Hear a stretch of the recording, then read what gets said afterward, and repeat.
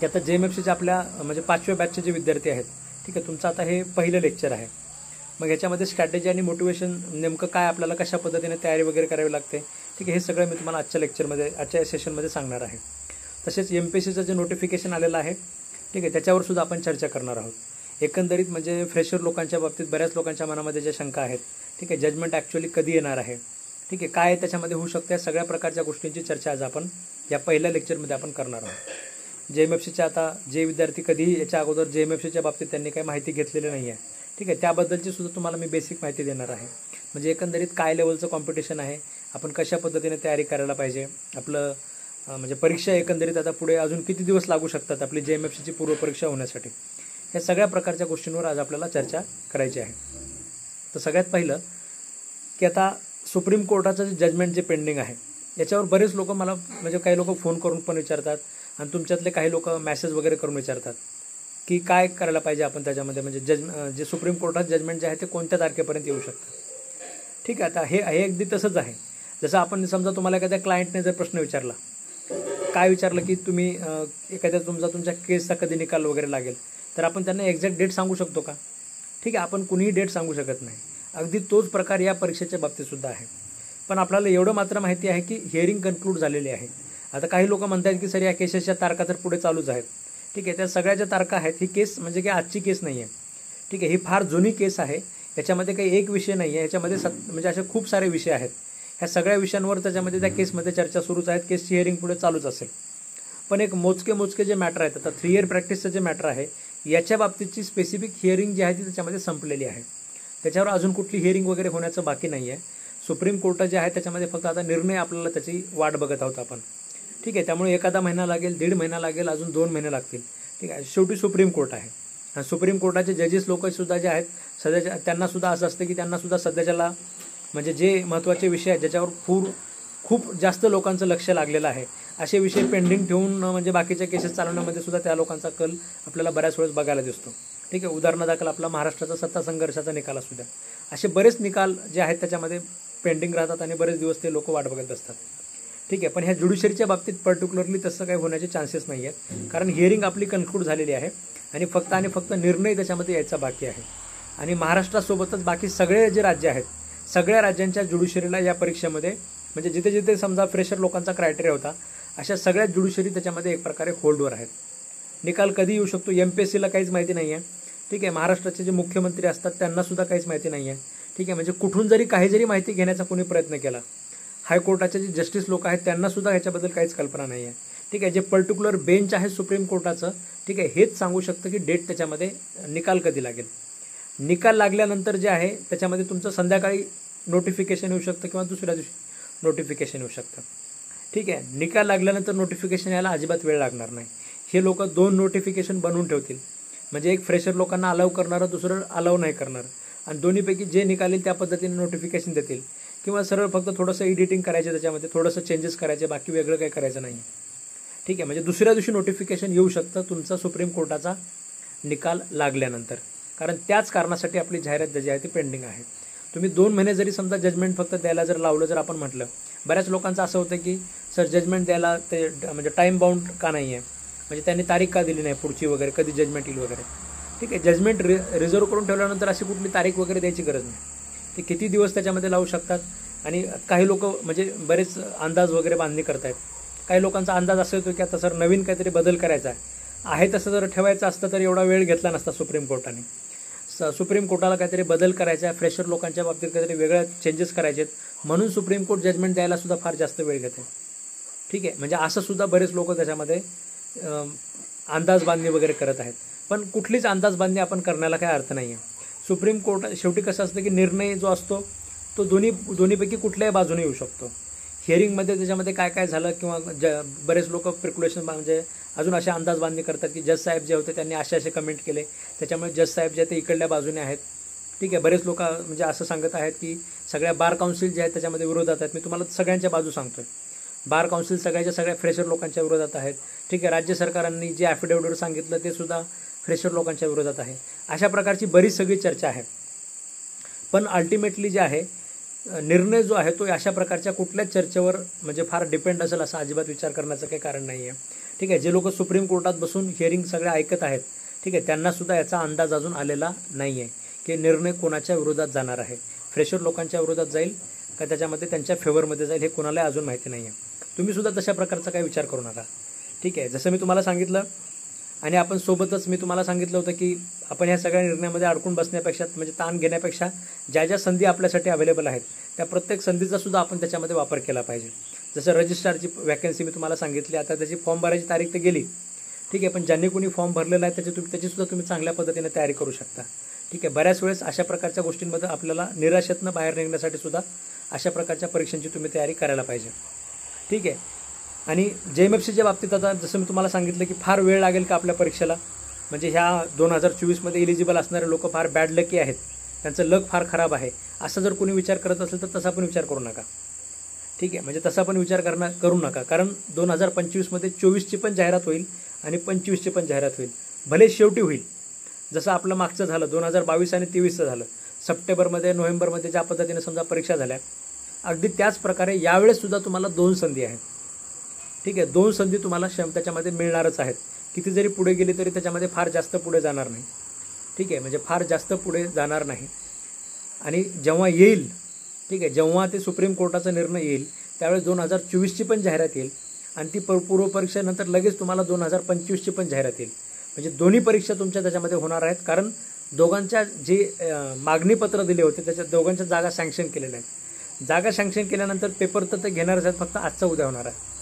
बऱ्याच लोकांचा अजून आता म्हणजे मला जे कॉमन प्रश्न येतात तुमच्या सगळ्यांचे, ते सगळ्यांचे उत्तर मी तुम्हाला सांगत आहे. बऱ्याच लोकांच्या डोक्यात चालू आहे की आता ही पुढची परीक्षासुद्धा डिले होणार का. ठीक आहे, म्हणजे 2000 जशी आता आपल्या 22-23च्या परीक्षा डिले झाल्या, कारण काय झालं, रिट पिटिशन झालं. रिट पिटिशन कशामुळे झालं तर खूप उशिरा परीक्षा घेतली आणि त्यानंतर बरेच लोक एज बार होऊन गेले. आतासुद्धा बऱ्याच लोकांचं तसंच होऊ शकतं की रिट पिटिशन वगैरे समजा झाले तर मग वगैरे काय होणार. तर जर आता मागच्या केसचा रिट पिटिशनचा निकाल पेंडिंग आहे, शेवटी सगळ्या लोकांना अलाउ करायचं का नाही करायचं हे कोर्ट आता ठरवून टाकणार आहे. जर कोर्टाने जर समजा मागचे जे लोक होते ज्यांना म्हणजे त्यावेळेस इंटरिम रिलीफ दिली होती आणि परीक्षा देऊ दिली एज बार झाल्यामुळे, ह्या लोकांना जर समजा फायनल मेरिट लिस्टमध्ये कोर्टाने ठेवलं तर अशा वेळेस शंका आहे की आता अजूनही पुढच्या वेळेससुद्धा लोक त्याच्यामध्ये रिट पिटिशन वगैरे करतील. मागच्या वेळेस बरेच वेगवेगळे ग्राउंड होते, म्हणजे MPSCने बाकी परीक्षांना रिलॅक्सेशन दिलं होतं पण JMFCला रिलॅक्सेशन दिलेलं नव्हतं. त्यामुळे एक प्रकारे JMFCच्या विद्यार्थ्यांवर इक्वॅलिटी त्याच्यामध्ये झाली नव्हती असंही होतं. बऱ्याच लोकांचं म्हणणं होतं की परीक्षा फार जास्त उशीर झाला वगैरे, तर ते काही ग्राउंड आतासुद्धा एक्झिस्ट करतात. जर मागच्या लोकांना रिझल्टमध्ये जागा दिली गेली तर अशा वेळेस नवीनसुद्धा रिट पिटिशन त्याच्यामध्ये होतीलच. रिट पिटिशन झाल्यानंतर परीक्षा प्रिलिमची पूर्वपरीक्षा डिले होते का, तर पूर्वपरीक्षा रिट पिटिशनमुळे अजिबात डिले होत नाही. पूर्वपरीक्षेच्या वेळेस फक्त कोर्ट काय करतं, सगळ्यांना इंटरिम पद्धतीने अलाउ करतं. म्हणजे कुणाला परीक्षा देण्याचा अधिकार आहे, कुणाचा अधिकार नाही आहे हे कोर्ट त्यावेळेस ठरवत नाही. कोर्ट अगोदर सरळ फक्त सांगतं की हे एज बार जरी झाले असतील तर यांना पूर्वपरीक्षा सध्याच्याला देऊ द्या, यांचा इश्यू आम्ही नंतर त्याच्यामध्ये ऐकून घेऊ. मग पूर्वपरीक्षेचा रिझल्ट जो असतो तो काही लागत नाही, तो त्यामध्ये सुप्रीम कोर्ट मग तो त्याच्यामध्ये ज्या कोर्टात समजा रिट पिटिशन केलेलं आहे त्या कोर्टाच्या निर्णयावर तो अवलंबून असतो. मग त्या कोर्टाने जे सांगितलं की यांना तुम्ही रिझल्टमध्ये पण रिझल्ट लावा, यांना मुख्य परीक्षा देण्याची संधी द्या, तोपर्यंत आम्ही यांचा अधिकार आहे का नाही या परीक्षा देण्याचा तो आम्ही ठरवतो. हे असं पुढे चालू राहतं. ठीक आहे, त्याच्यामुळे पूर्वपरीक्षा तुमची सुप्रीम कोर्टात आपली पूर्वपरीक्षा इकडल्या रिट पिटिशनमुळे अजिबात डिले होणार नाही. पूर्वपरीक्षा तुमची अगदी वेळेवर होईल. जरी रिट पिटिशन झाल्या तरीसुद्धा पूर्वपरीक्षा वेळेवर होईल.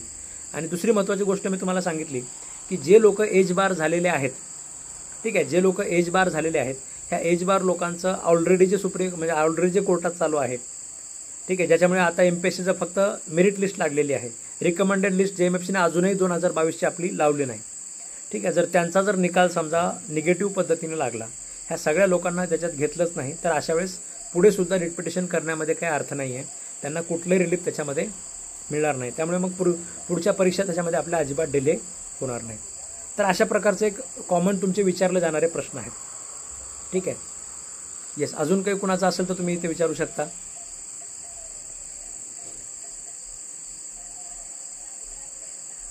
एज क्रायटेरिया आत्ताच किती आता म्हणजे हे तर एक आपला व्हिडिओ आहे JMFC एलिजिबिलिटीचा. ठीक आहे, तुम्ही सरळ JMFC एलिजिबिलिटी असं जर टाकलं तर यूट्यूब तुम्हाला आपलाच व्हिडिओ दाखवेल यूट्यूबवर, तो तुम्ही तिथे बघून घ्या. त्याच्यामध्ये सगळ्या बाकीच्या गोष्टी सांगितलेल्या आहेत. येस, बऱ्याच लोकांचं मी ऐकतो त्याच्यामध्ये म्हणजे काल एका विद्यार्थ्याचा मेसेज आला होता की सर म्हणजे अक्षरशः आज आईसुद्धा रडली की म्हणजे मी परीक्षेची तयारी करतो पण निकाल काही लागत नाही आहे, परीक्षेचे फॉर्म काही येत नाही आहेत, अशा बऱ्याच अडचणी होत आहेत. ठीक आहे, त्याच्यामुळे निराशा सगळ्यांनाच आल्यासारखी झालेली आहे. पण या निराशेतून आपण सगळ्यांनी बाहेर येणं गरजेचं आहे.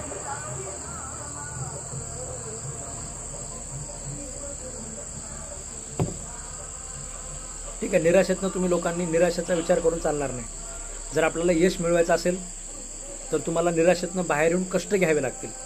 फक्त निराशेतनं बाहेरून चालणार नाही आहे, तर त्यासाठीचे कष्ट घ्यावे लागतील. आपल्याला अभ्यास करावा लागेल, अभ्यासामध्ये आपल्याला कंटिन्युटी ठेवावी लागेल, तरच आपण मेरिटमध्ये येणार आहोत, तरच आपलं सिलेक्शन होणार आहे. या मागच्या 2022च्या परीक्षेत असं मी सगळ्यांना बऱ्याच वेळेस सांगितलेलं आहे. 2022च्या परीक्षेमध्ये आपले 76 विद्यार्थी सिलेक्शनमध्ये आहेत. ठीक आहे, ह्या सगळ्या विद्यार्थ्यांना आपण म्हणजे त्यांचं आता मी सध्याच्याला थोडंसं म्हणजे मी सांगितलं बऱ्याच वेळेस की आमच्या मॅडमच्या थोडं प्रेग्नन्सीच्या कारणामुळे मी थोडंसं गावाकडे आहे. ह्या सगळ्या लोकांचे जरी मी इंटरव्ह्यूज घेतले नाहीत किंवा जरी मी त्यांचे म्हणजे तुमच्यापर्यंत त्यांचे स्ट्रगल पोहोचवलं नसलं तरीसुद्धा मी सगळ्यांना ओळखतो. ठीक आहे, मी सगळ्यांचं स्ट्रगल जवळून बघितलेलं आहे. त्यातनं मी तुम्हाला नेहमी सांगत असतो की कुणालाही हे यश एवढं सहजासहजी मिळालेलं नाही आहे. ठीक आहे, काही लोकांनी 2 वेळेस JMFC दिली, काही लोकांनी 5 वेळेस दिलेली आहे. ठीक आहे, काही लोक त्याच्यामध्ये मागचे 6-7 वेळेस, आता शेवटचा अटेम्प्ट होता काही लोकांचा. एवढ्या वेळेस स्ट्रगल करून त्या लोकांना आता कुठे त्याच्यामध्ये हे चांगले यशाचे दिवस बघायला मिळतात. ठीक आहे, यश जे आहे, आपली JMFCची परीक्षा जज होणं म्हणजे काही साधी गोष्ट नाही आहे. ठीक आहे, फार मोठी गोष्ट आहे. याच्यामध्ये स्ट्रगल फार मोठा आहे.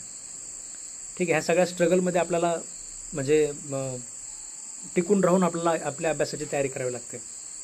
ठीक आहे, आम्ही LLMला असताना आमचा एक मित्र होता अक्षय ताठे. ठीक आहे, आम्ही दोघं म्हणजे आम्ही असे क्लासमेट वगैरे होतो. तर त्यावेळेस त्याचा रिझल्टमध्ये तो पास झाला, पण फ्रेशरच्या क्रायटेरियामध्ये तो त्याच्यामध्ये असं बसला नाही. एक पेपर त्याने परत दिलेला होता. म्हणजे एक पेपर त्याने चांगले मार्क मिळावा म्हणून फक्त परत दिलेला होता.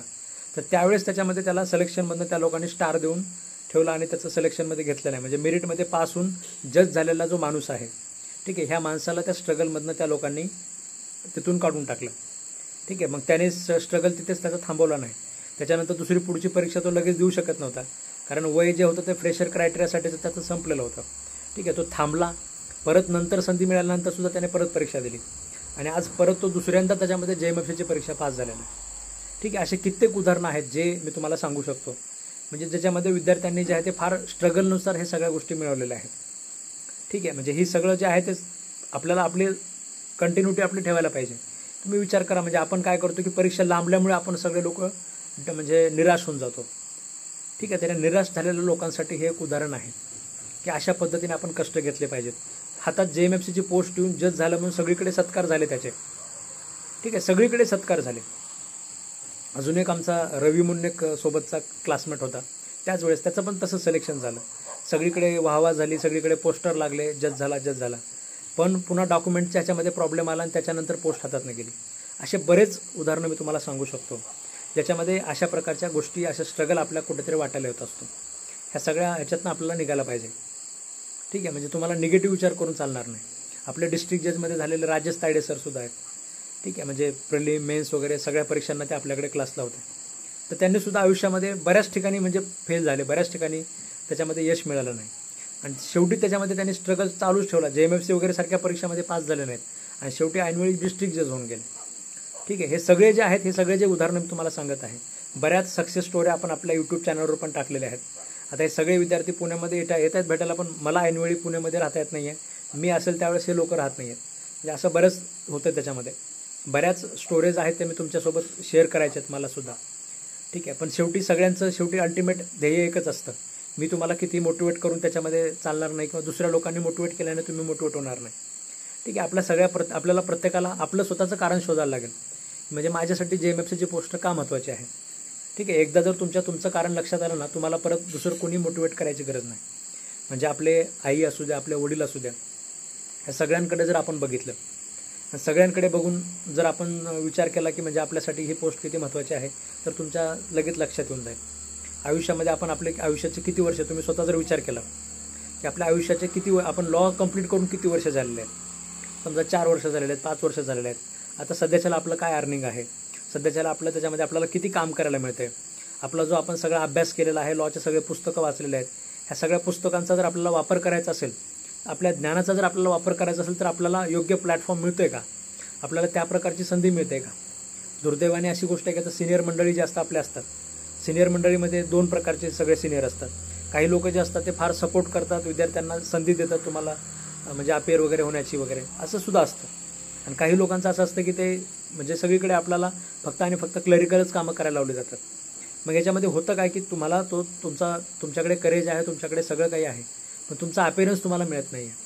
ठीक आहे, म्हणजे आपल्या ज्ञानाचं आपल्याला तेवढं एक्सप्लोजर जर मिळत नसेल तर आपण स्वतःला आपलं आयुष्य जे जगतो आहे त्या आयुष्यातले आपण फार कमी काळ जगतो आहे. जे म्हटलं जातं ना की जास्त दिवस जगण्यामध्ये अर्थ नसतो, काही दिवस जगायला पाहिजे पण वाघासारखं जगायला पाहिजे. वाघासारखं जगायला पाहिजे मी असं नाही म्हणणार. आपल्या भाषेमध्ये तुम्ही 1 वर्ष जगले, 2 वर्ष जगले, पण जे आपलं पूर्ण पोटेन्शियल आहे त्या पोटेन्शियलसोबत आपण जगायला पाहिजे. आपल्या आयुष्यातला बराच वेळ फक्त म्हणजे ज्या पद्धतीचं काम आपल्याला मिळालं पाहिजे, समजा तुमच्याकडे फुल पोटेन्शियल आहे, तुम्ही मोठे मॅटर तुम्ही हँडल करू शकता, पण आपल्याला त्या संधी मिळत नाही आहे. ठीक आहे, पण तुम्ही सरकारी वकील वगैरे जर झाले तर तुम्हाला त्या सगळ्या संधी मिळतात. ठीक आहे, BMCमध्ये सुद्धा आपले जे विद्यार्थी आहेत, ठीक आहे, तर म्हणजे मी तुम्हाला सांगितलं मागच्या वेळेस सुद्धा की ते विद्यार्थी कधीच त्याच्यामध्ये कोर्टात हिअरिंग मिळाली नाही, म्हणजे आपलं चांगले केसेस वगैरे मिळाले नाहीत. पण आता BMCचे हायकोर्टाचे मॅटर्स असू द्या, BMCचे त्याच्यामध्ये मोठे जे मॅटर्स आहेत BMCचे, म्हणजे त्याच्यामध्ये 50 कोटी इन्व्हॉल्व आहेत, 100 कोटी इन्व्हॉल्व आहेत, अशा सगळ्या प्रकारचे मॅटर आता आपले विद्यार्थी जे आहेत ते BMCचे चालवत आहेत. सुरुवातीचे त्यांना 15 दिवस, महिनाभर त्याच्यामध्ये अडचणी आल्या, पण आता सगळे एकदम व्यवस्थित पद्धतीने सगळ्या गोष्टी चालवत आहेत. ठीक आहे, हे काय झालं त्याच्यामध्ये की अभ्यास खूप जास्त होता, चांगला अभ्यास होता, कायदे सगळे वाचलेले होते, कायद्याचं इंटरप्रिटेशन जमत होतं, आर्ग्युमेंट जमत होतं, काउन्सिलिंग जमत होतं, सगळं काही जमत होतं. पण हे असूनसुद्धा म्हणजे प्रायव्हेट प्रॅक्टिस असल्यामुळे कुणीही तुम्हाला तशा प्रकारची संधी देत नव्हतं. मग आपल्या आयुष्याचे 2 वर्ष 4 वर्ष त्यांना नोकरी लागायला जो वेळ लागला, ह्या 2-4 वर्ष जे होते त्याच्यामध्ये अनप्रोडक्टिव्ह पद्धतीने गेले. ठीक आहे, त्याच्यामध्ये जे करायला मिळालं पाहिजे होतं ते मिळालं नाही. जर चांगलं तुम्हाला ऑफिस मिळालेलं असेल, चांगलं समजा सगळ्या गोष्टी असतील, तर तुम्ही बरंच काही शिकू शकाल, त्या वर्षात आपल्या कामाला लागतील. ठीक आहे, पण अशा प्रकारच्या गोष्टीसुद्धा आपल्यासोबत त्याच्यामध्ये होऊ शकतात. त्यामुळे लवकरात लवकर तुम्हाला कुठली ना कुठली पोस्ट मिळणं गरजेचं आहे. तुम्ही APPच्या पोस्टचे जर तुम्हाला संधी असेल तर तुम्ही APPसाठी प्रयत्न करा. तुम्हाला BMC लॉ ऑफिसरची संधी असेल तुम्ही त्यासाठी प्रयत्न करा. कुठल्याही प्रकारची पोस्ट आपल्या हातात मिळण्याचा प्रयत्न करा. आपल्या घरचं चांगलं ऑफिस असेल, वडील वगैरे वकील असतील, तिथे तुम्हाला चांगला एक्सपोजर मिळत असेल तर तुम्ही तिथे सुद्धा प्रयत्न करा. ठीक आहे, पण आयुष्यामध्ये कधीही एक गोष्ट लक्षात ठेवा की आपल्याला आपलं जे पोटेन्शियल आहे त्या पोटेन्शियलचं काम आपण केलंच पाहिजे. ठीक आहे, म्हणजे काही लोकांचं असं असतं की म्हणजे माझ्याकडे समजा आता मी आहे, ठीक आहे, समजा माझ्याकडे आता मी असं म्हटलं की म्हणजे जेवढं जगायला जेवढं आवश्यक आहे तेवढे पैसे आपल्याकडे आहेत, आपण एकदम त्याच्यामध्ये आता फार निवांत जगायचं, कुणाचा फोन उचलत बसायचं नाही, दिवसभर काय लोकांना फोनवर बोलत बसायचं. ठीक आहे, असा जर मी विचार केला तर अशा वेळेस मला सुद्धा जगण्याचं काही मोटिवेशनच राहणार नाही. ठीक आहे, सगळं काही आलेलं आहे, आता बस झालं, सगळं ठीक आहे, असा जर विचार केला तर आपलं आयुष्य तिथे संपून गेल्यासारखं होईल. ठीक आहे, म्हणजे आपल्याला नेहमी काय करत राहिलं पाहिजे, आपलं जे पूर्ण पोटेन्शियल आहे, जी आपली कॅपॅसिटी आहे, त्या कॅपॅसिटीप्रमाणे काम करण्याची आपली प्रत्येकाची तयारी नेहमीच असायला पाहिजे. ठीक आहे, तरच आपण आयुष्यामध्ये जे आहे एक मिनिंगफुल आयुष्य आपण जगत असतो. जर आपण आपल्या कामाचं, आपल्या कॅपॅसिटीचं, आपल्या पोटेन्शियलचं काम जर आपण करणं सोडून दिलं, कुठलंही काम असू द्या, तुम्ही कोर्टात प्रॅक्टिस करण्याचं काम असू द्या, तुम्ही परीक्षेचा अभ्यास करण्याचं काम असू द्या, तुम्ही JMFCची तयारी करता समजा, ठीक आहे, फुल पोटेन्शियलने करायची. म्हणजे तुमच्याकडे समजा 8 तास असतात, 9 तास असतात, तर ते 8-9 तास तुम्ही त्याच्यामध्ये अभ्यास केला पाहिजे. ठीक आहे, कारण आपलं तेवढं पोटेन्शियल आहे, त्या पोटेन्शियलचा आपण वापर केला पाहिजे. तुमचं अर्ध पोटेन्शियल तुम्ही मोबाईलमध्ये रील बघण्यामध्ये जर तुम्ही घालत असाल, अर्ध पोटेन्शियल तुम्ही झोपण्यामध्ये जर घालत असाल, ठीक आहे, तर अशा वेळेस आपलं जे आहे ते मिनिंगफुल आयुष्य आपण लोक जगत नाही आहे. ठीक आहे, जगायला पाहिजे. जगणं म्हणजे आपल्याला जे आयुष्य मिळालेलं आहे, ठीक आहे, ही आपल्यासाठी एक संधी आहे की एक मिनिंगफुल आयुष्य जगण्याची, एक प्रोडक्टिव्ह लाईफ जगण्याची. ठीक आहे, आळस वगैरेच्या गोष्टी आपल्या मनामध्ये आपण अजिबात आणायच्या नाही. ठीक आहे, JMFCच्या परीक्षेबद्दल मी तुम्हाला सांगितलं, कुठली ना कुठली पोस्ट तुम्ही घेण्याचा प्रयत्न करा. कुठल्या जरी नोकरीमध्ये गेले ना तर तुम्हाला तुमचं पोटेन्शियल वापरण्याची पूर्ण संधी मिळेल. सध्या असं होऊ शकतं तुमच्या बाबतीत की म्हणजे अभ्यास करण्याचं जे काम आहे ते एक आपल्याला त्याच्यामध्ये करायला मिळेल, पूर्ण पोटेन्शियलनं आपण सध्याच्याला अभ्यास करू शकतो. आणि नोकरी कुठली जरी समजा तुम्हाला लागली, तुम्ही रजिस्ट्रार झाले, समजा या कंझ्युमर कोर्टाच्या आता ग्राहक मंचाच्या जागा आहेत त्याच्यामध्ये तुम्ही रजिस्ट्रार झाले, तुम्ही औद्योगिक न्यायालयामध्ये समजा सहाय्यक प्रबंधकमध्ये तुम्ही सिलेक्शन झालं, कुठली जरी नोकरी मिळाली तुम्हाला तरीसुद्धा तुम्हाला तुमच्या ज्ञानाचा पुरेपूर वापर करता येणार आहे. आणि मिनिंगफुल आयुष्य जे आहे, मिनिंगफुल आयुष्य म्हणजे काय असतं, म्हणजे बऱ्याच लोकांच्या मनामध्ये प्रश्न पडतो की सर तुमच्या मते मिनिंगफुल आयुष्य म्हणजे काय.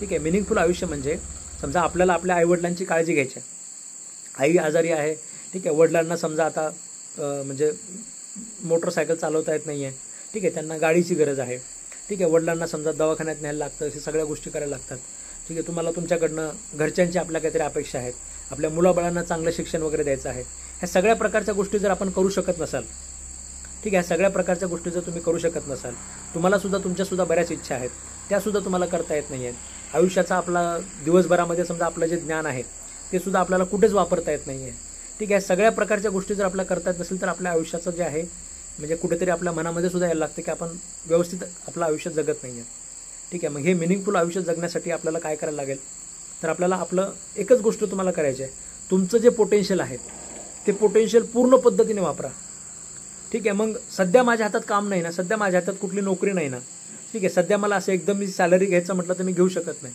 ठीक आहे, पण सॅलरीच नाही आहे, मी त्यासाठी आता काम करणार आहे, ठीक आहे. म्हणजे आईवडिलांचं स्वप्न असू द्या, घरच्यांचं स्वप्न असू द्या, स्वतःचं स्वप्न असू द्या, ह्या सगळ्या गोष्टी पूर्ण करण्यासाठी जो पूर्ण अभ्यासाचा जो माझा काळ आहे, सध्या माझा स्ट्रगलचा काळ आहे, या स्ट्रगलच्या काळामध्ये मी इंचभरसुद्धा कमी पडणार नाही आहे.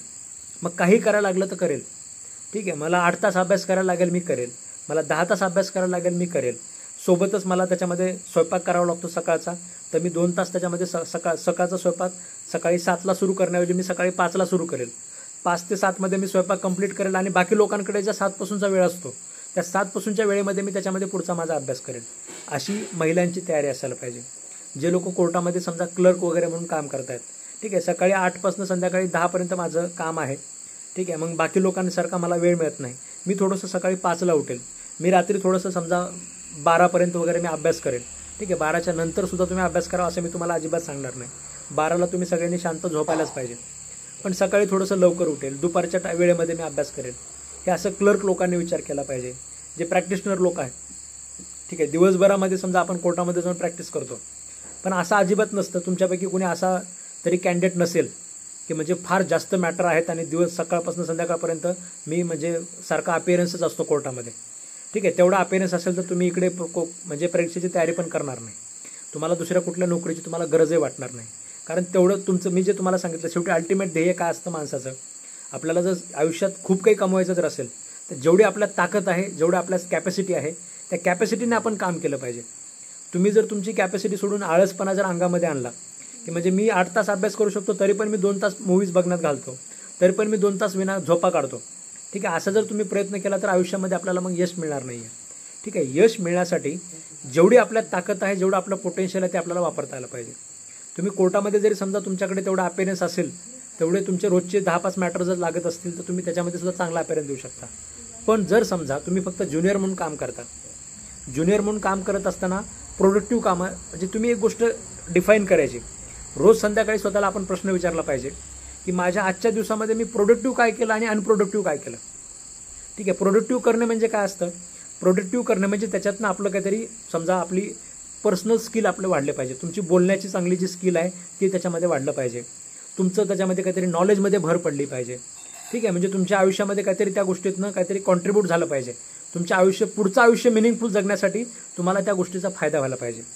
अशा प्रकारची जी कामं असतात त्याला आपण प्रोडक्टिव्ह वर्कमध्ये तुम्ही टाकू शकता, ठीक आहे. वाटलं तर एक वही बनवा तुम्ही, ठीक आहे, एक वही बनवा, त्या वहीमध्ये रोज असं लिहायचं की प्रोडक्टिव्ह कामं मी आज काय केली आणि अनप्रोडक्टिव्ह कामं काय केली. अनप्रोडक्टिव्ह कामं म्हणजे काय, रील्स बघत बसणे, ठीक आहे. अनप्रोडक्टिव्ह कामं म्हणजे काय, व्यर्थ बातम्या बघत बसणे, ठीक आहे. व्यर्थ बातम्या म्हणजे काय, सध्याच्याला न्यूजमध्ये अशा प्रकारच्या बातम्यांचा फार ऊत आलेला आहे, ठीक आहे. त्या बातमी बघितल्याने आपलं काही प्रोडक्टिव्ह होणार नाही किंवा आपलं काही ज्ञान वाढणार नाही, काहीच नाही, ठीक आहे. म्हणजे कुठेतरी एक आजी ज्या आहेत त्या काहीतरी वेगळ्या सापडल्या, कुठेतरी एक आंबा जो आहे तो काहीतरी वेगळ्या पद्धतीने उगवला, ठीक आहे. एक कुठेतरी म्हणजे असं काहीतरी झालं, विहिरीत साप पडला, ठीक आहे, गावातल्या लोकांनी त्याला काढलं वगैरे, अशा प्रकारच्या काही बातम्या वगैरे बघत बसायच्या नाही. किंवा जाती धर्म वगैरे दंगली वगैरे करणाऱ्या बातम्या ज्या आहेत, ठीक आहे, या कुठल्या तरी सेलिब्रिटीने हिंदूंबद्दल असं काहीतरी सांगितलं वगैरे वगैरे वगैरे वगैरे, सगळ्या जे फालतू बातम्या त्या सगळ्या तुम्ही बघितल्या नाही पाहिजेत. तुम्ही काय बघायला पाहिजे, ठीक आहे, की म्हणजे लाईव्ह लॉवर समजा एखादं सुप्रीम कोर्टाचं जजमेंट आलेलं आहे, त्या जजमेंटमध्ये म्हणजे कोर्टाचा नेमका निर्णय काय आलेला आहे ते तुम्ही बघितलं पाहिजे, ठीक आहे. म्हणजे रोज काहीतरी समजा अपडेट वगैरे जे येत असतं सुप्रीम कोर्टाचं वगैरे वगैरे, मी तुम्हाला एक हिंट तर देतच असतो, रोजच मी तुम्हाला सांगत असतो की असं काहीतरी झालेलं आहे.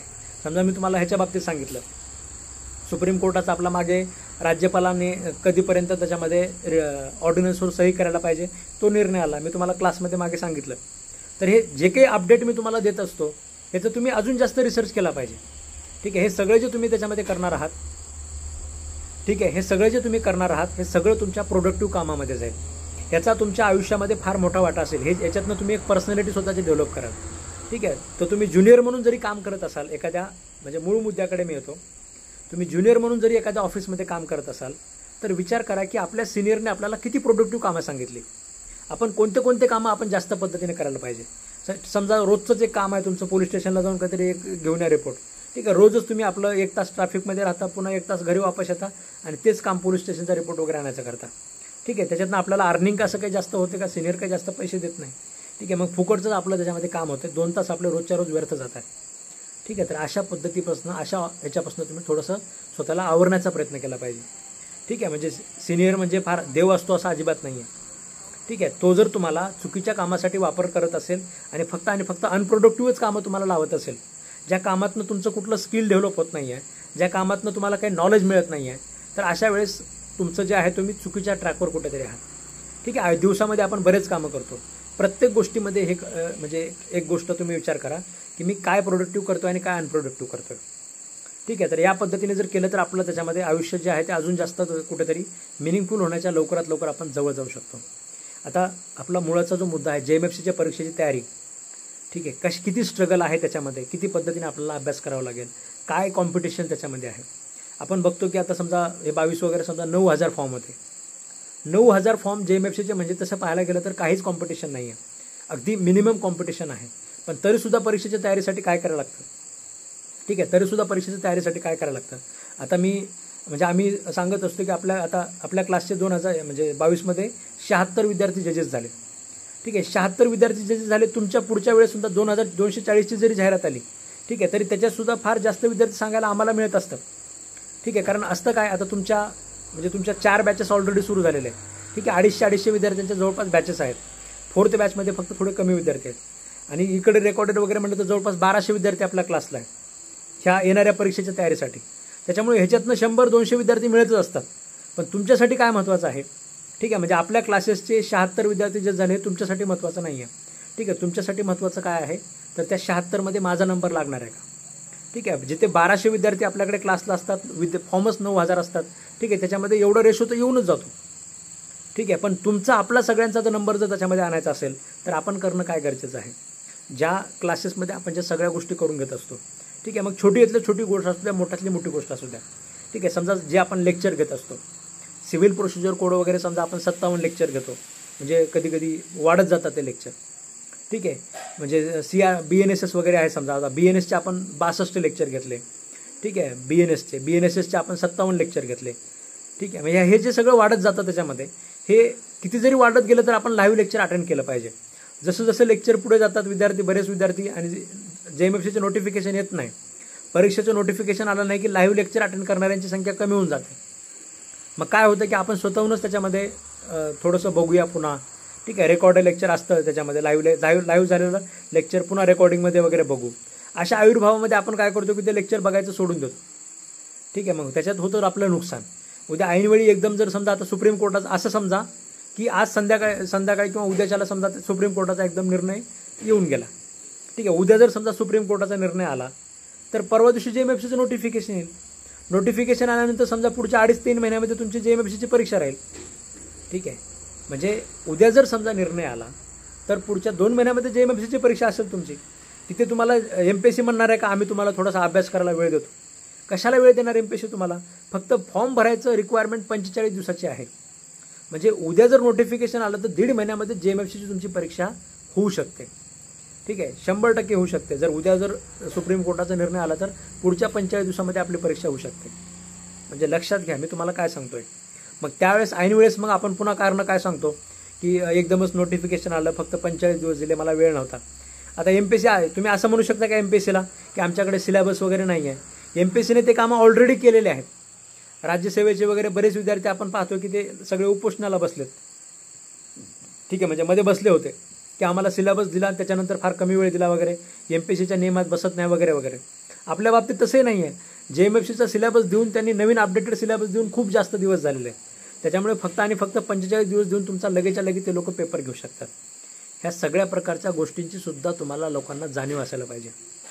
ठीक आहे, एकदा ही जाणीव झाली तर आपण आपला अभ्यास अजिबात मागे पडू देणार नाही. म्हणजे काही होऊ शकतं कॉम्पिटिटिव्ह एक्झामिनेशनमध्ये.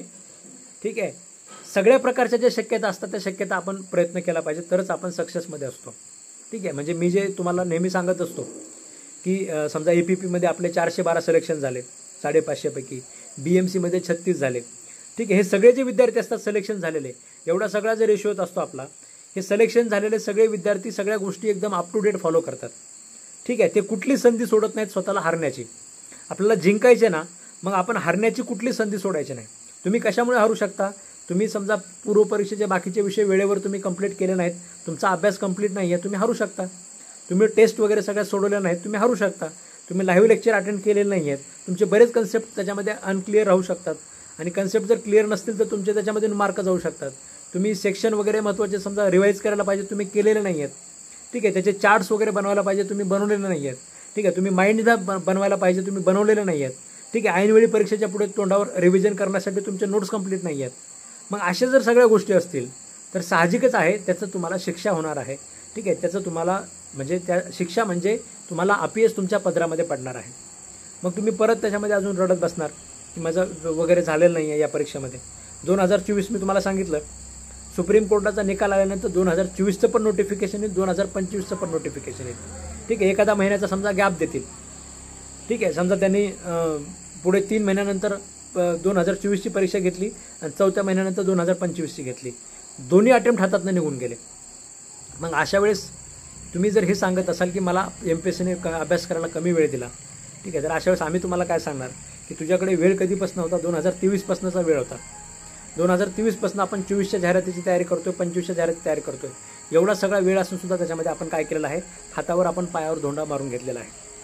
ठीक आहे, तर तुम्हाला आता JMFCची परीक्षेची तयारी करत असताना तुम्ही आता सगळ्यांनी आता क्लास तर जॉईन केलेला आहे, पण हे क्लास जॉईन करून फक्त भागत नाही आहे, तर क्लासमध्ये सांगितलेल्या प्रत्येक गोष्टी तुम्हाला कराव्या लागतील. ठीक आहे, आपलं रोजच्या रोज लाईव्ह लेक्चर जे असतं संध्याकाळी 7 ते 8:30मध्ये, हे प्रत्येक लेक्चर तुम्हाला जॉईन करायला लागेल. आता उद्यापासून आता तो 5th बॅचमध्ये आपण पहिला जो सब्जेक्ट आहे तो आपण आपल्या भारतीय संविधानाचा आपण सुरू करणार आहोत. ठीक आहे, भारतीय संविधान आपला पहिला विषय तुमचा त्याच्यामध्ये बॅचमध्ये सुरू होणार आहे.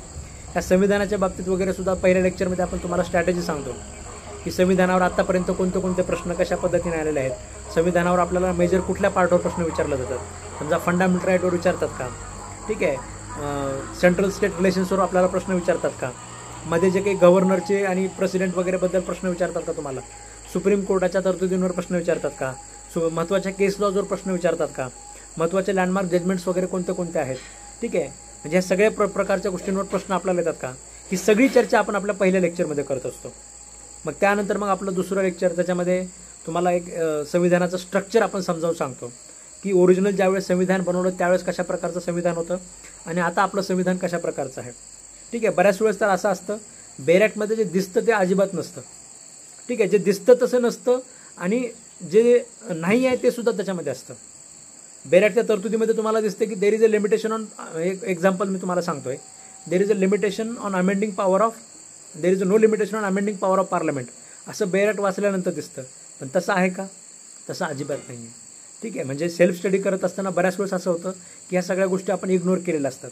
बेरॅक फक्त आपण वाचलेला असतो आणि परीक्षेमध्ये जाऊन आपण त्या पद्धतीने उत्तर लिहिण्याचा प्रयत्न करतो, पण ते उत्तर आपले बरोबर पडत नाहीत. ठीक आहे, तर हे सगळं सुद्धा आपल्याला समजून घेणं गरजेचं आहे. ठीक आहे, अजून एक उदाहरण जर द्यायचं म्हटलं तर डायरेक्टिव्ह प्रिन्सिपल्स ऑफ स्टेट पॉलिसीचं आपण इम्प्लिमेंटेशन जर करायचं असेल, ठीक आहे, तर म्हणजे बेरॅकमध्ये काय दिलं की कोणत्याही प्रकारचं DPSP जर इम्प्लिमेंट करायचं असेल तर फंडामेंटल राईटचं व्हायोलेशन झालं तर चालतं. ठीक आहे, पण तसं आहे का? तसं सुद्धा नाही आहे. ठीक आहे, ओरिजिनल कॉन्स्टिट्यूशनमध्ये एकदा अमेंडमेंट झाली, त्याच्यामध्ये जे समजा आर्टिकल 39 वगैरे जर सांगितलं की ह्या अमेंड करण्यासाठी केलं तर फंडामेंटल राईटचं व्हायोलेशन झालं तर चालतं. पुन्हा त्याच्यामध्ये पार्लमेंटने अमेंड केली, कुठलाही DPSP वगैरे असं त्याने टाकलं, सुप्रीम कोर्टाने सांगितलं ही अमेंडमेंट आम्ही म्हणजे स्ट्रक डाऊन करणार आहोत. जी ओरिजिनल पोझिशन होती भारतीय संविधानामधली, ओरिजिनल पोझिशन तर नव्हतीच. ठीक आहे, जे अगोदर तुम्ही पार्लमेंटने अमेंडमेंट केली होती, आम्ही ती अमेंडमेंट व्हॅलिड ठरवतोय आणि नवीन अमेंडमेंट आम्ही त्याच्यामध्ये अनकॉन्स्टिट्युशनल आम्ही डिक्लेअर करत आहोत. म्हणजे इथे सुद्धा तुम्हाला आर्टिकल 31C जो आहे, ठीक आहे, 24वी घटना दुरुस्ती, 44वी घटना दुरुस्ती वगैरे जे आहेत, ठीक आहे, ह्या त्याच्याशी निगडीत असलेले आहेत.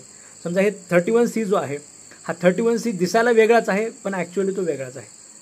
आर्टिकल 21चं जर समजा तुम्ही उदाहरण घेतलं, ठीक आहे, प्रोसिजर इस्टॅब्लिश बाय लॉ असं तुम्हाला दिलेलं आहे, पण ते तसंच तेवढंच आहे का? तर ते नाही आहे. ठीक आहे, मनेका गांधी यांच्या केसमुळे त्याच्यामध्ये सुद्धा बदल झालेला आहे. 9th शेड्यूल वगैरे जर तुम्ही बघितलं, ठीक आहे, काय सांगतं की आम्ही एक चौकट निर्माण केलेली आहे, ह्या चौकटीमध्ये कुठला जरी कायदा टाकला तर तो सुरक्षित राहतो. पण तसं आहे का? ठीक आहे, तसं सुद्धा नाही आहे. IR कोलोच्या जजमेंटमध्ये ते सगळं त्याच्यामध्ये बदलून गेलं. ठीक आहे, ऑर्डिनन्सच्या पॉवरवर जर आपण बघितलं, कधीही त्याच्यामध्ये ऑर्डिनन्सची पॉवर त्याच्यामध्ये प्रेसिडेंट वगैरे म्हणजे वापरू शकतो, किती ऑर्डिनन्स बनवू शकतो. पण तसं आहे का? तसं नाही आहे. DC वधवाची जी केस आहे आपली, त्याच्यामध्ये त्यांनी ते पूर्ण बदलून टाकलं. मी तुम्हाला फक्त उदाहरणं सांगतो आहे. ठीक आहे, फक्त उदाहरणं सांगतो आहे की आपण अभ्यास करत असताना अशा प्रकारच्या ज्या गोष्टी असतात ह्या फक्त आणि फक्त बेरॅट बघून आपल्याला लक्षात येत नाही. ठीक आहे, त्या म्हणजे तुम्हाला क्लासेस त्या लेक्चरमधनं तुम्हाला कळणार आहे. ठीक आहे, हे महत्त्वाचं काय ते तुम्हाला क्लासेसच्या लेक्चरमधनं कळणार आहे. त्यामुळे कुठलंही लेक्चर मिस करू नका.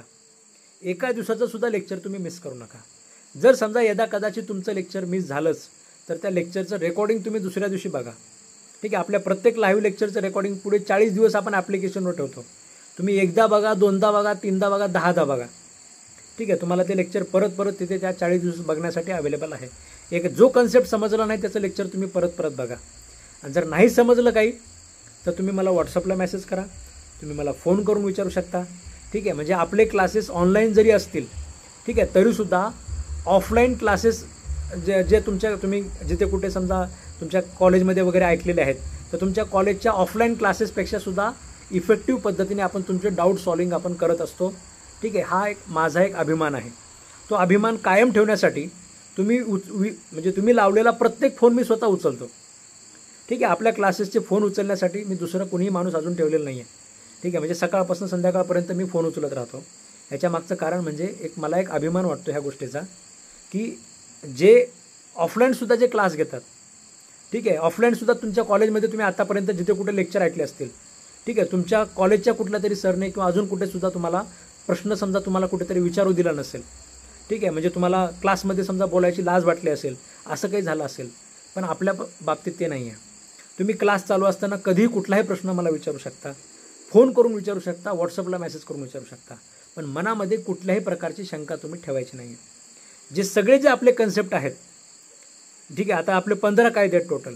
ह्या 15ला 15 कायद्यांवर कुठले सुद्धा जे कन्सेप्ट तुमच्या मनामध्ये आहेत हे सगळेचे सगळे आपले क्लिअर असले पाहिजेत. ह्या सगळ्याच्या सगळ्या बाबतीत आपल्या मनामध्ये कुठली तीळ मात्र शंका नसायला पाहिजे. MCQ सोडवत असताना जर मनामधल्या ज्या शंका असतात त्या MCQमध्ये आपल्या चुका घडून आणतात. मग त्याच्यामध्ये होतं काय की परीक्षेला आपलं 2 मार्कावर राहिलं, 3 मार्कावर राहिलं, 5 मार्कावर राहिलं, 1 मार्कावर जरी राहिलं तरीसुद्धा तुमचं राहिलेलं असतं. तुम्हाला पुढच्या परीक्षेची तयारी त्याच्यामध्ये करावी लागत असते. ठीक आहे, त्यामुळे कुठल्याही शंका मनामध्ये ठेवायच्या नाहीत. एकदम चांगल्या पद्धतीने अभ्यास करा. ठीक आहे, प्रत्येक जे आपलं लेक्चर आहे ते प्रत्येक लेक्चर तुम्ही त्याच्यामध्ये काय म्हणताय, आपल्या क्लासमुळे प्रॅक्टिस करत असताना माझा कॉन्फिडन्स लेवलसुद्धा वाढलेला आहे. ठीक आहे, वाढतोच. मी नेहमीच तुम्हाला सांगत असतो की आपलं नॉलेज जे आहे ते आपला कॉन्फिडन्स आहे.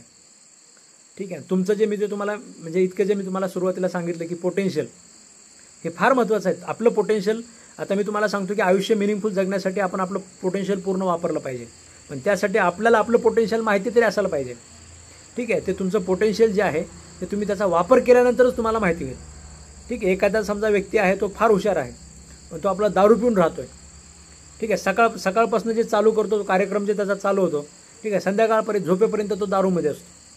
ठीक आहे, त्याचं पोटेन्शियल त्यालाच माहिती नाही आहे. ठीक आहे, पण एक दिवस असं झालं की त्याला काहीतरी समजा साक्षात्कार घडला, त्याने दारू सोडून दिली. ठीक आहे, दारू सोडून दिल्यानंतर तो काहीतरी काम करायला लागला, मोठा बिझनेस बसवला. ठीक आहे, त्याचं पोटेन्शियल त्याला तेव्हा कळालं आणि त्याने ते वापरता आलं. ठीक आहे, सध्याच्याला म्हणजे पोटेन्शियल माणसाचं न लक्षात येण्यासाठी दारूच प्यायला पाहिजे असं काही गरजेचं नाही. ठीक आहे, नशा अजून वेगवेगळ्या गोष्टीची असू शकते. कुणाला ऑनलाईन गेमिंगमध्ये नशा आहे, तो ऑनलाईन गेमिंगमध्ये आपलं आयुष्य व्यर्थ घालतोय. कुणाला रील्स बघायचं त्याच्यामध्ये व्यसन लागलेलं आहे. ठीक आहे, रील्स वगैरे सुद्धा व्यसन आहे. म्हणजे कुणाला मोबाईलचं त्याच्यामध्ये आपलं व्यसन लागलेलं आहे, व्हॉट्सअपचे मेसेजेस बघणे वगैरे. ठीक आहे, कुणाला म्हणजे मूवीज वगैरे समजा फार जास्त प्रमाणामध्ये काही लोक बघत बसतात. ठीक आहे, जे काही तुम्ही करत आहात, तुम्ही तुमच्या आयुष्याचं तुमचं स्वतःचं पोटेन्शियल जर वापरत नसाल, ठीक आहे, तर तोपर्यंत तुम्हाला तुमचं पोटेन्शियल लक्षात येणार नाही. ठीक आहे, त्यामुळे ज्या व्यर्थ गोष्टी तुम्ही करत आहात, जे अनप्रोडक्टिव्ह कामं तुम्ही दिवसभरामध्ये करत आहात, ते जर तुम्ही सोडून दिले तरच तुम्हाला लक्षात येईल की आपण काय करू शकतो. ठीक आहे, तुम्ही फक्त क्लरिकलच कामं करत आहात ऑफिसमध्ये आणि तुम्हाला एकही अपॉर्च्युनिटी मिळालेलं नाही आहे. ठीक आहे, ज्यावेळेस तुम्हाला एखादा अपीयरन्स मिळेल त्यावेळेस तुम्हाला तुमचं पोटेन्शियल लक्षात येईल की मी किती चांगल्या पद्धतीने आर्ग्युमेंट करू शकतो. ठीक आहे, मी सुद्धा खूप काही करू शकतो. मी इंडिव्हिज्युअल्स केसेस, बरेच लोक काय करतात, केसेस घेतात. ठीक आहे, बरेच लोक केसेस घेतात आणि केसेस घेतल्यानंतर ऐनवेळी क्रॉसला वगैरे काय करतात, सिनियरला सांगतात किंवा अजून कुठल्या तरी एखाद्या दुसऱ्या मित्राला सांगतात की मला क्रॉस घ्यायला जमणार नाही, तू क्रॉस घे. ठीक आहे, अरे तू घेऊन तरी बघ, म्हणजे एकदा तू करून तरी बघ. त्याच्यामध्ये करून बघितल्याशिवाय तुला त्याच्यामध्ये लक्षात येणार नाही आहे. करून बघितल्याशिवाय तुला तुझं पोटेन्शियल लक्षात येणार नाही. ठीक आहे, आपण प्रत्येक गोष्ट आपल्यासाठी त्याच्यामध्ये करत राहायला पाहिजे. येस, तुमच्या बाबतीत सुद्धा तुमच्यापैकी बरेच लोकांनी ह्या गोष्टी ऑलरेडी अनुभवलेल्या असतील. मला हे सगळं तुमचेच विद्यार्थी सांगत असतात. ठीक आहे, मी कधी कोर्टात जाऊन असं प्रॅक्टिस केलेलं नाही आहे. जे मला माहिती असतं, जे सगळं माझं जे म्हणजे मी असं नेहमी आपला क्लास मी तुम्हाला सांगत असतो की म्हणजे आपण प्रत्येक गोष्ट करून घेतो, बेस्ट पद्धतीने आपण गोष्ट करून घेतो. याच्यामध्ये माझं स्वतःचं योगदान अजिबात नाही आहे. ठीक आहे, म्हणजे माझं सगळं योगदान आहे असं मी कधीच अजिबात म्हणणार नाही. याच्यामध्ये तुमच्या सगळ्या लोकांचं सुद्धा योगदान आहे. आपल्या क्लासमधला जो कंटेंट आहे तो बेस्ट कंटेंट बनवण्यामध्ये तुमच्या प्रत्येकाचं योगदान आहे. हे जे तुमचं खाली जे कमेंट बॉक्स चालू आहे, प्रत्येक विद्यार्थी तुम्ही मी जे सांगत असताना माझ्याकडनं जर काही चूक झाली तुम्ही लगेच तिथे सांगत असता. माझ्याकडनं एखादी गोष्ट सांगायचीच राहून गेली तुम्ही लगेच तिथे कमेंट बॉक्समध्ये सांगत असता. आणि ह्या कारणास्तवच आपले जे लेक्चर्स असतात ते परिपूर्ण असतात. म्हणजे विद्यार्थ्यांच्या जीवावर मी सांगू शकतो की आपल्या क्लासचं प्रत्येक विषयाचा जो कंटेंट आहे तो परिपूर्ण आहे. त्याच्या बाहेर परीक्षेला काही येण्याचे चान्सेसच राहत नसतात. ठीक आहे, म्हणजे हे सगळं तुमच्या जीवावर आहे. APPच्या इंटरव्ह्यूच्या वेळेससुद्धा. ठीक आहे, म्हणजे इंटरव्ह्यूच्या वेळेससुद्धा जर तुम्ही बघितलं तर जे काही प्रॅक्टिसचा वगैरे जो कंटेंट होता तो कोणी त्याच्यामध्ये क्लिअर केला, त्या विद्यार्थ्यांनीच क्लिअर केला. मी फक्त तुम्हाला प्रॅक्टिस बेस्ड प्रश्न विचारले. ठीक आहे, समजा मला प्रॅक्टिसमधलं जास्त काही माहिती नाही आहे तर माझ्या मनामध्ये एक फ्रेशर म्हणून येणारे जे प्रश्न आहेत ते सगळे मी तुम्हाला क्लासमध्ये विचारले. त्या विद्यार्थ्यांनी त्याची उत्तरं सांगितली. त्याचं सगळ्यांचं आपण रेकॉर्डिंग सगळ्या क्लासमध्ये सगळ्यांना अवेलेबल करून दिलं. जे विद्यार्थी म्हणजे आपल्या ज्या क्लासेसच्या ज्या विद्यार्थिनी आहेत, जे विद्यार्थी आहेत, ठीक आहे, जे कधीच कोर्टात गेले नव्हते त्यांना ॲक्च्युअल नोकरी ज्यावेळेस लागली APPची, ठीक आहे, सुरुवातीचे 5-6 दिवस त्यांना काही कळतही नव्हतं. ठीक आहे, म्हणजे अशा प्रकारचे विद्यार्थीसुद्धा आपल्या सिलेक्शनमध्ये आले. त्याच्या मागचं कारण म्हणजे फक्त माझं ज्ञान नव्हतं तर सोबतच्या बाकीच्या विद्यार्थ्यांचं सुद्धा ज्ञान होतं. ठीक आहे, त्यांनी प्रॅक्टिसबद्दल बऱ्याच गोष्टी सांगितलेल्या होत्या, त्यांना माहिती होत्या आणि तिथे 5-6 दिवसामध्ये त्यांनी स्वतःला ते अपडेट करून घेतलं. जे ॲक्च्युअल थेरीचं जे ज्ञान होतं, म्हणजे कसं असतं की आता आपण 3 वर्षे प्रॅक्टिसचा जे क्रायटेरिया आणायचं सध्याच्याला चालू आहे. ठीक आहे, 3 वर्षे प्रॅक्टिसमध्ये एखाद्या ज्युनियर म्हणून काम करण्याचं जे काम आहे तुमचं, ठीक आहे, तुम्ही 3 वर्ष जर ज्युनियर म्हणून काम केलं तर तो अनुभव एका ठिकाणी आहे आणि तुम्ही 1 महिनाभर डायसवर बसून जर काम केलं तर तो अनुभव तेवढाच आहे. ठीक, याच्या मागचं कारण काय आहे की 3 वर्षामध्ये खरंच त्या ज्युनियर लोकांना तेवढा एक्सपोजर मिळतोय का सिनियर लोकांकडनं. ठीक आहे, हे पण फार जास्त महत्त्वाचं आहे. कोर्टाने या सगळ्या गोष्टींचा पण विचार करायला पाहिजे की सिनियर मंडळी जे आहेत हे सिनियर क्रॉस बघू पण देत नाही. हेच मी तुम्हाला सांगतो की सिनियर मंडळी जे आहेत या सिनियर मंडळी तुम्हाला 3 वर्षामध्ये जो अनुभव मिळाला पाहिजे तो अनुभव तुम्हाला मिळूच देत नाही. तुम्ही डायसवर बसल्यानंतर या सगळ्या गोष्टी तुमच्या 1 महिन्यामध्ये क्लिअर होतात. ठीक आहे, जो आपला प्रॅक्टिसचा जो अनुभव आहे, डायस ट्रेनिंग वगैरे जे तुमचं करणं गरजेचं आहे त्याच्यामध्ये सगळ्या गोष्टी खरं तर कव्हर होतात. पण आणि बऱ्याच वेळेस कसं असतं की मी आता म्हणजे मी नेहमी सांगत असतो की आता मॉक इंटरव्ह्यू वगैरे जे त्यांनी मागच्या वेळेस घेतले या 2022च्या परीक्षेमध्ये, अगोदर 30-30 मिनिट 40-40 मिनिट मॉक इंटरव्ह्यू चालायचे. खरं तर ती चाळणी कामाची आहे. तुम्हाला जर एखादा फ्रेशर जो आहे तो फारच इनोसंट वाटतोय, तो हे सगळं प्रेशर हँडल करणार नाही असं वाटतं तुम्हाला, तो फारच इमॅच्युअर वाटतोय, तर त्या चाळणीतनं बाहेर काढा ना तुम्ही त्याला. ठीक आहे, तुम्ही तिथे 5 मिनिटामध्ये इंटरव्ह्यू घेताय त्याचा, तिथे 30 ते 40 मिनिटामध्ये इंटरव्ह्यू घेणं खरं तर गरजेचं होतं. पण तिथे केलं नाही आणि आता अशा प्रकारचं डायरेक्ट सरसकट तुम्ही क्रायटेरिया लावण्याचा प्रयत्न करताय. खरंच खूप सारे काही फ्रेशर लोक असे आहेत ज्यांचा खरंच म्हणजे ज्याला आपण म्हणतो की त्यांची कॅपॅसिटी चांगली आहे. जर हे लोक प्रॅक्टिसच्या स्ट्रगलमध्ये आलेच नाहीत आणि ह्या लोकांनी जर समजा अशा दुसऱ्या काहीतरी मार्ग शोधण्याचा प्रयत्न केला तर ह्या अशा चांगल्या ज्युडिशियल ऑफिसरला सुद्धा आपण या गोष्टीमुळे सुद्धा आपण मुकणार सुद्धा आहेत. ठीक आहे, काही गोष्टी तुम्ही त्याच्यामध्ये असं होईल की समजा फ्रेशर लोकांना काहीच माहिती नाही असं समजणं सुद्धा फार चुकीचं आहे. ठीक आहे, फ्रेशरमध्ये सुद्धा बरेच लोक मॅच्युअर आहेत, बऱ्याच लोकांची समजण्याची कॅपॅसिटी फार चांगली आहे. ठीक आहे, म्हणजे समजा काही मुली वगैरे सुद्धा असू द्या, ठीक आहे, यांची सगळीच कॅपॅसिटी चांगली आहे. पण यांचे जर समजा तुम्ही याच्यामध्ये यांना जर तुम्ही येतेच बाहेर काढून टाकलं, यांच्या इकडे यांच्या आईवडिलांनी लग्न लावून टाकले, ठीक आहे, या मुलींना जर समजा पुन्हा त्याच्यामध्ये या कॉम्पिटिशनमध्ये येता आलं नाही तर खरंच आपण एक चांगल्या ज्युडिशियल ऑफिसर्सला आपण मुकणार आहोत. अशा प्रकारच्या सुद्धा गोष्टी आहेत जर फ्रेशर लोकांना अलाऊ केलं नाही तर. ठीक आहे, बऱ्याच गोष्टी आहेत त्याच्यामध्ये, दोन्ही अँगलच्या गोष्टी आहेत. प्रॅक्टिशनर असूनही काही जास्त लक्षात येत नाही. ठीक आहे तशी परिस्थिती. का होते त्याच्यामध्ये की आता प्रॅक्टिशनरला चांगलं लक्षात आलं असतं, पण सिनियर मंडळींनी तसं सोबत घेऊन चांगल्या पद्धतीने त्यांना शिकवायला पाहिजे, तर ते 3 वर्ष कामाला लागलेले असतात. आणि हे तर कमेंट माझी नाही आहे, ही कमेंट त्या केसमधल्या ऑनरेबल जजेसचीच आहे. त्या ऑनरेबल जजेसनेच सांगितलं की 3 वर्ष प्रॅक्टिस जर समजा रेकॉर्डर असेल तर आपण कसं ओळखणार त्याने खरंच प्रॅक्टिस केली का नाही केली. बरेच लोक अशी सनद घेऊन आहे, ते कधीच कोर्टात गेले नाहीत, त्यांना तुम्ही प्रॅक्टिशनर म्हणून अलाव करताय. ठीक आहे, त्याच्यामुळे हे म्हणजे असं झालं. उत्पन्नाचा क्रायटेरिया लावला आपण. काय केलं की उत्पन्नाचा क्रायटेरिया एवढ्या लाख उत्पन्न असेल तर त्याच्यावरचा व्यक्ती आरक्षण घेऊ शकत नाही. अरे पण उत्पन्नाचं प्रमाणपत्र भारतामध्ये कुणालाही मिळतं. ठीक आहे, उत्पन्नाचं प्रमाणपत्र घेणं म्हणजे फार मोठी गोष्ट नाही आहे.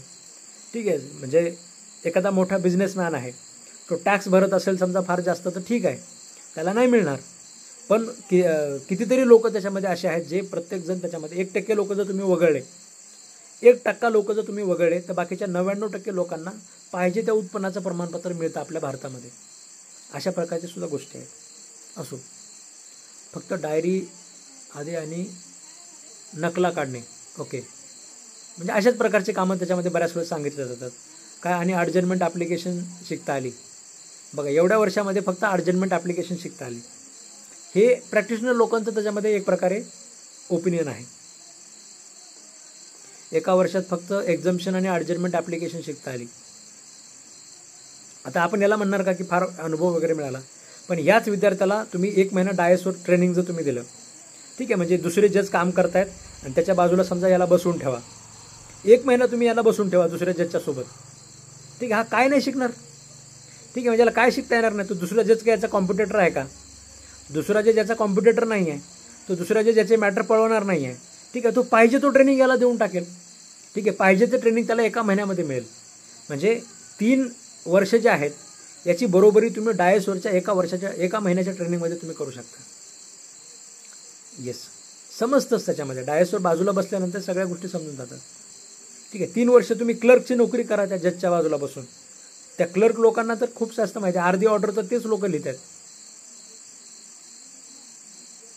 येस, मॅटर्सची पण अट येऊ शकते का सर नवीन याच्या बाबतीत वगैरे? ठीक आहे, असं काहीच तुम्ही त्याच्यामध्ये म्हणजे अंदाज वगैरे लावून विनाकारण टेन्शन घेऊ नका.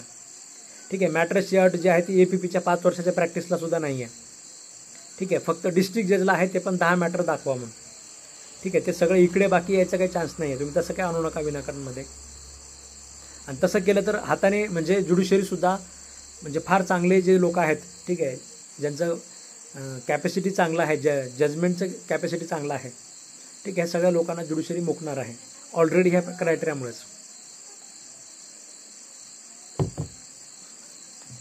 ठीक आहे, असो, तर आज आपलं फक्त पहिलं लेक्चर होतं या 5व्या बॅचचं. ठीक आहे, त्यामुळे जनरल मोटिवेशन किंवा जनरल गोष्टी तुम्हाला जे सध्याच्या आपल्या मनामध्ये जे प्रश्न आहेत ते तुम्हाला मी मांडण्यासाठी म्हणजे क्लिअर करण्याचा मी एक प्रयत्न केलेला आहे. ठीक आहे, बाकी आपण आपल्या उद्याचं जे लेक्चर असेल त्या उद्याच्या लेक्चरमध्ये आपण बाकीच्या गोष्टींची आपण चर्चा करूया. ठीक आहे, yes, thank you all of you. Good night.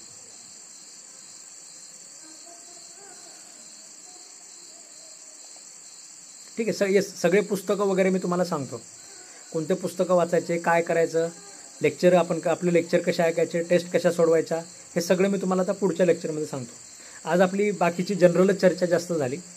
म्हणजे बरेच दिवस झाला आपण म्हणजे असे मोटिवेशन सेशन आपण घेतलेलं नाही. तुम्ही आता 5th बॅचचे विद्यार्थी पहिल्यांदा जॉईन केलेला आहे, त्याच्यामुळे आपण जनरल चर्चा काही केली. उद्या आपण त्याच्यामध्ये बाकीच्या महत्त्वाच्या गोष्टींची आपण चर्चा अजून करूया. ठीक आहे, येस, गुड नाईट.